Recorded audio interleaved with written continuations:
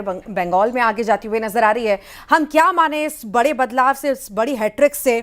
दिल्ली की राजनीति में बड़ा बदलाव हम देखेंगे क्या आने वाले समय में? एग्जैक्ट पोल के रूप में कन्वर्ट होते जा रहे हैं। पश्चिम बंगाल में, असम में, पौंडीचेरी में और यहां तक कि तमिलनाडु में भी हम लोग अलायंस के साथ सरकार बनाने की स्थिति में है। और निश्चित रूप से पश्चिम बंगाल की बात करें तो ये एक वहां के गुंडा राज की हार है, वहां के माफिया की हार है, ममता बनर्जी से त्रस्त और सताई हुई जनता की हार है।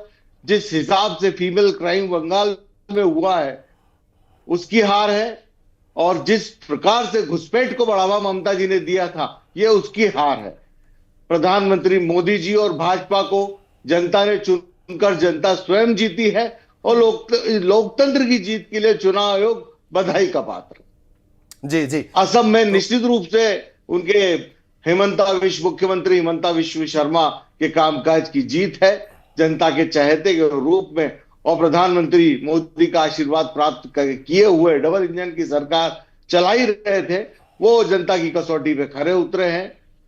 तो निश्चित रूप से भाजपा, प्रधानमंत्री मोदी जी के ऊपर जनता का विश्वास एक बार फिर खरा उतरा है।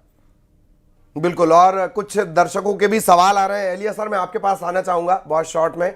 अपूर्वा रॉय का सवाल है, क्या लगता है बीजेपी को जनता क्यों चुन रही है, या टीएमसी ने ऐसा क्या किया? मेरा ख्याल है वो नाराजगी को लेकर ये सवाल पूछ रहे हैं अपूर्वा रॉय। बहुत शॉर्ट में जवाब सर। मोदी जी की छवि को, मोदी के भरोसे को, मोदी है तो मुमकिन है, इसी नाते से इस जनता का, इस भारत की संपूर्ण जनता का जो मोदी जी पर अटल विश्वास है कि मोदी ही इस देश को आगे बढ़ा सकते हैं, और उसी नाते डबल इंजन की सरकार को बंगाल में जनता ने प्रायोरिटी दी है।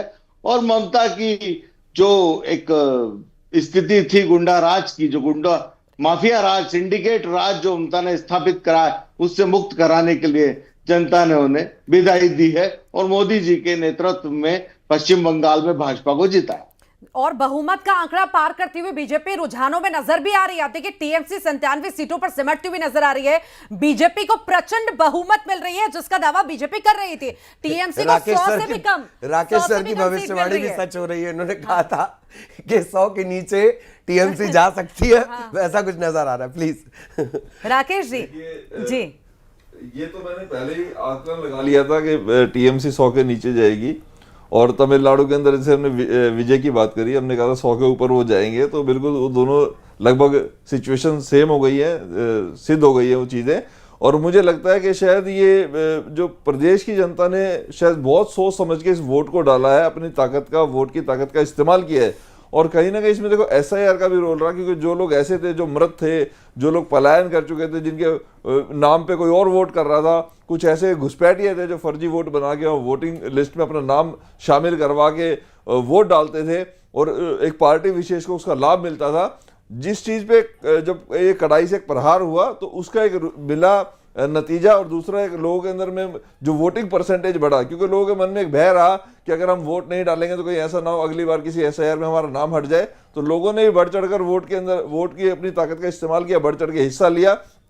एंटी इनकम्बेंसी भी थी, कहीं ना कहीं प्रदेश की जनता नाराज थी, कोई विकास कार्य नहीं हुआ, और सिर्फ एक विशेष वर्ग, कोई विशेष धर्म विशेष जो सर हम देख रहे हैं तस्वीरें हम देख रहे हैं राकेश जी, अब क्या ये माने कि जो कम सीटें टीएमसी के खाते में जा रही हैं ज्यादा बीजेपी के खाते में जा रही हैं? अदालती लड़ाई हम देखेंगे क्या अभी, या फिर से रिकाउंटिंग की मांग देखेंगे क्या?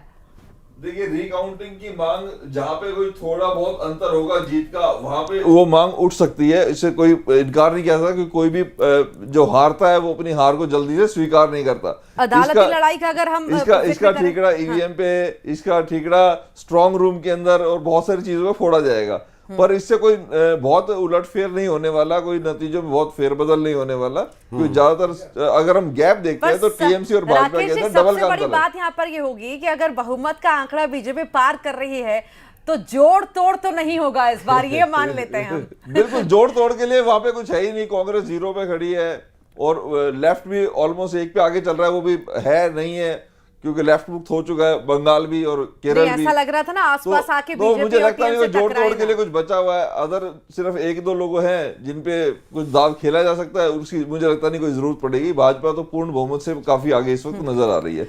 ठीक ठीक सर।